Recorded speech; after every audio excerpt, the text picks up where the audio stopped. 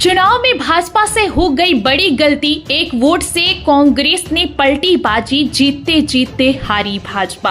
हरियाणा राज्यसभा चुनाव जहां जीत तय भाजपा की मानी जा रही थी, लेकिन आखिरी वक्त में खेल पलट गया। 2 सीटों पर चुनाव हुआ। एक सीट पर बीजेपी के संजय भाटिया ने जीत दर्ज की, लेकिन दूसरी सीट, वही सीट जहां बीजेपी पूरी तरह से आश्वस्त थी, वहीं से पार्टी को बड़ा झटका लगा। बीजेपी को भरोसा था कि उसके पास नंबर गेम भी है और रणनीति भी। कांग्रेस में टूट और क्रॉस वोटिंग की खबरों ने इस भरोसे को और मजबूत कर दिया। यानी सब कुछ बीजेपी के पक्ष में जाता हुआ दिख रहा था, लेकिन राजनीति में सबसे खतरनाक चीज होती है अति आत्मविश्वास। बीजेपी ने मान लिया कि शुरुआती रुझान ही अंतिम नतीजा बनेगा। यही सबसे बड़ी चूक बीजेपी से हो गई। राज्यसभा चुनाव में हर एक वोट की कीमत होती है, लेकिन बीजेपी अपने सभी वोटों को पूरी तरह सुरक्षित नहीं रख पाई। वोट मैनेजमेंट में छोटी सी गड़बड़ी हो गई और आखिर वक्त की ढील यही पार्टी पर भारी पड़ गई। जिस सीट पर जीत तय मानी जा रही थी, वहीं बीजेपी सिर्फ एक वोट से हार गई।